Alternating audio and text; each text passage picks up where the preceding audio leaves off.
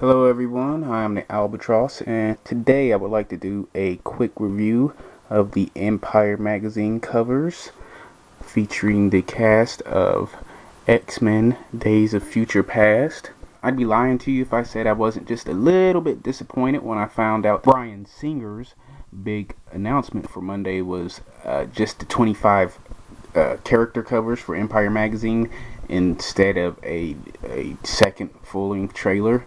With that said, it was still interesting to see some of the characters fleshed out.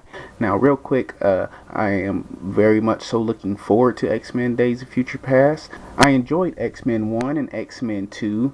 I enjoyed X-Men First Class as well as the Wolverine. So I'd be lying if I didn't say that my expectations were pretty high for X-Men Days of Future Past. Now, with that said, let's see if we can separate the good from the bad regarding the movie that will be released in just a few months.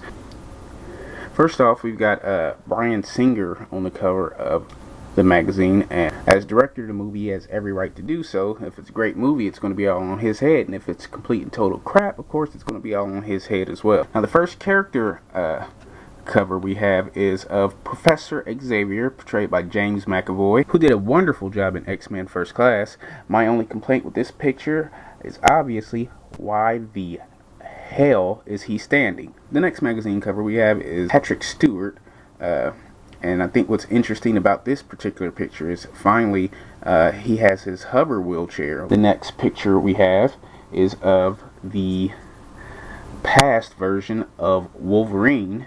And what, of course, sticks out to me in this picture is Wolverine has his bone claws.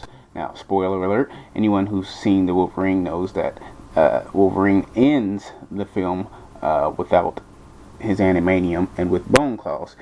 And in the next picture we have is, hey, older Wolverine. We have the future Wolverine, and of course, what's noticeable here is not only does he have the antimanium back on his claws, but if you notice, he has gray streaks in the hair, which is in tune with the Wolverine from the Days of Future Past storyline from the comic books. But depending on what the timeline is with this story, I'm a little confused if this is any time near the end of the Wolverine. I don't see how he could possibly be having gray hair just yet. So we're going to have to see. Again, it's just going to be another one of those things where we'll have to wait to see. But the cover image is a pretty cool one, and as far as the two Wolverine covers go, they were pretty top notch. All right, next we have Halle Berry as Storm. This is a character which I don't really think is going to figure too prominently in the entire film. Halle Berry was pregnant during the filming of this, so she couldn't do a lot of action scenes. She couldn't do any flying scenes, so I'm pretty sure she'll get to do something pretty cool as far as with the weather. But I don't really see Halle Berry being a huge or integral part of the X-Men Days of Future Past story. Next we have Shadowcat, aka Kitty Pryde, who has been portrayed by Ellen Page in the past movies, and her character is an interesting one because she's going to assist Wolverine in getting to the past, his past self in this new film. Of course, as most people or fans of the comic book lore know, that Shadowcat was actually the central figure who did go back into the past to help prevent the war in the actual Days of Future Past storyline. Next we have Iceman, portrayed by Shawn Ashmore, who of course has portrayed Iceman before in the past movies since the first X-Men 1, X-Men 2, and X-Men 3. Hopefully his role will be expanded a little bit, and maybe he'll get to do a little bit more. Now, the next picture is kind of misleading because we have Rogue, who was, of course, Iceman's love interest in the previous X-Men movies. Anna Paquin, who plays Rogue, that has actually had all of her scenes cut from the film. Now, for fans of Rogue, you won't get to see her in the movie, but you will get a very nice shot of her on the cover of Empire magazine. Next, we have Havok, who was played by Lucas Till in X-Men First Class. And as you can see in this picture, just like in First Class, he seems to be a little bit emotionless, just kind of fire bad.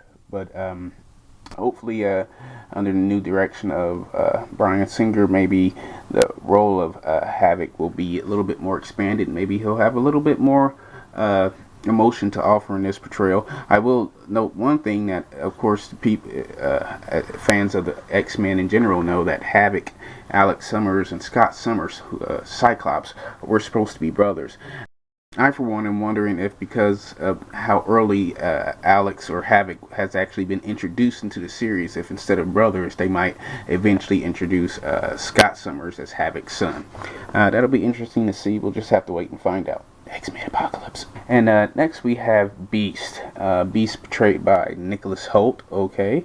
The makeup in the X-Men First Class for Beast wasn't really great. And it was probably a step above what they did for Kelsey Grammer in X-Men 3. Here, again, I don't want to judge too much from the book covers, because you know that it's not going to have the same effect that it's going to have on the big screen. So I'm going to give Beast the benefit of the doubt on this one. All I can say is that's from some of the clips I've seen with Beast, he does look Beast in the actual film. So hopefully when the film comes out, it'll look a whole lot better than the image we have of Beast on the cover of Empire right now. Next we have Colossus, played by Daniel Cudmore, who has played Colossus again in a few previous movies, X-Men 2, X-Men The Last Stand. Most notably, his best performance so far has came in X2, which was very brief but very cool. I know I'm not the only one hoping that Colossus gets some serious kick-ass time. This is one of Marvel's best characters. It'd be great to see him actually unleash his real force, and maybe even take out a Sentinel or two while he's at it. Okay, now we get to one of the more controversial covers, Quicksilver. Quicksilver, as you know, is Magneto's son, brother to the Scarlet Witch. And in this picture, he comes off as absolutely... Actually, I can't find the words for it. All I can really say is, it is what it is. It's going to be another one of those things, like I said with Beast. Maybe when I see the actual film, the portrayal and the performance will carry me more than this single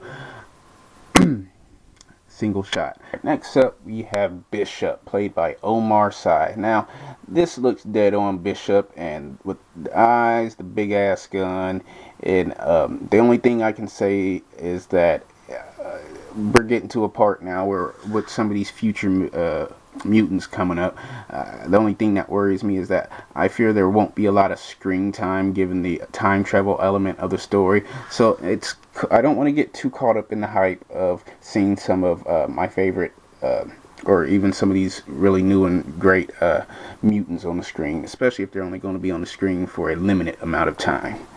But Omar Sy's Bishop, pretty cool. Next we have Sunspot, portrayed by Aiden Canto. This is another one where I think the cover is actually pretty cool, but again, I'm just worried that as cool as the character might be, it might be only for a limited amount of time. Who knows? We'll wait and we'll see. Hopefully some of these newer characters really get to show what they got.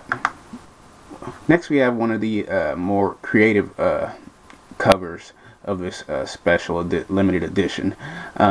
We have the mutant Blink, and as you can see, she's kind of teleporting to probably get out of a jam, and in the background you see somebody. You don't really see a face or nothing because that's covered all up, and you just see someone in the background. You wonder, is that an accident? Did they mean for that to be there? Does it have any viable meaning? And then you go to the next picture, and it's Warpath.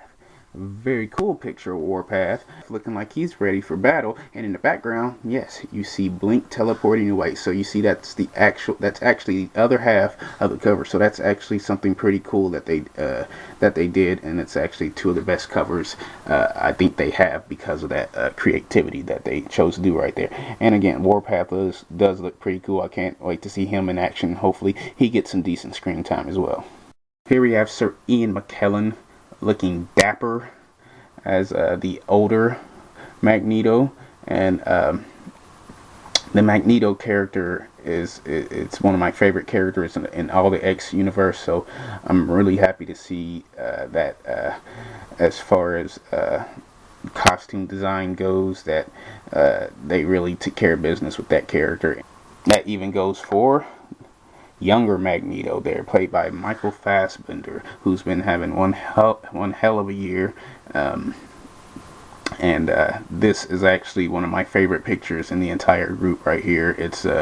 It's really a great homage to Magneto's costume, and Fassbender is giving it great intensity, and it really makes me look forward to what these characters, both young and old Magneto, are going to be capable of in the new film. Got my fingers crossed that it's going to be great. Like I said, Magneto is one of my favorite characters in the entire X universe, so definitely looking forward to seeing what he can do.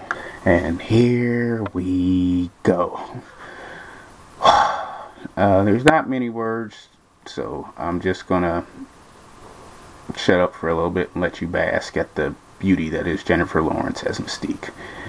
Go ahead, bask.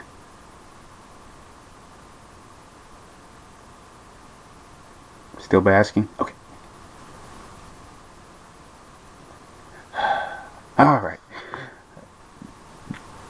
Definitely one of the better cover pictures. And if I have to have my pick for one, it's going to be that one. Thank you, Jennifer Lawrence. Alright, next we have Toad. Toad, who was played by Ray Park in the very first X-Men film. Here we have a younger version of Toad, played by Evan Jonigate. I hope I didn't screw up his name. Probably did. Sorry about that. So I'll just call him Toad. And Toad, as we can see here, was actually Mr. T's inspiration for the Mohawk. So, way to go, Toad. With Toad being in the film, it leads me to speculate that younger Magneto, this is going to be around the time he begins to set up his Brotherhood of Evil Mutants. So, we're going to get to see what kind of cool action ensues from that. Alright, now to the wild cards. Alright, young General William Stryker. This guy looks like he means business. Watch out, Wolverine. He's gonna eat your soul. Here we have Boulevard Trask, portrayed by Peter Dinklage. This is the man responsible for the ultimate demise of just about every mutant there is on the planet.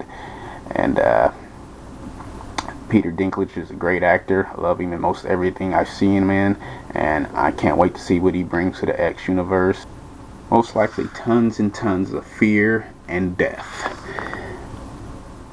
Of course, lots of that fear and death is going to be because of this guy. That's right. After years and years and years of asking for it, the fans finally got it. Sentinel Mark 1. This guy is going to be huge. It's going to be bad. It's going to look 100 times better than even this image that you see here.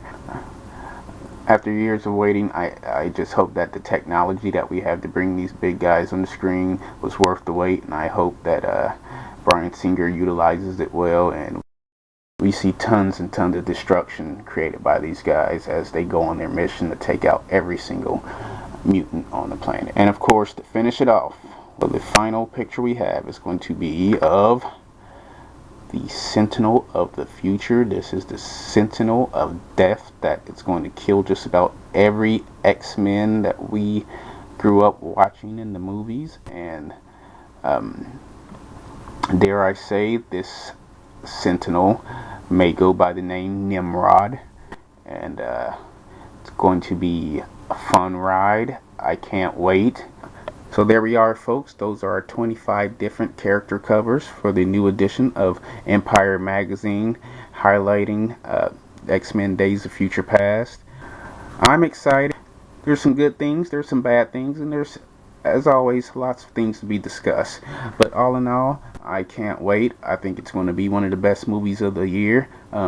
What do you think? If you have any reactions to any of the photos, comment below.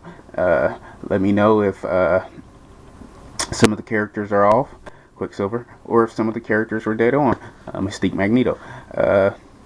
Otherwise, thanks for listening. Hope you enjoyed. I'm the Albeetross.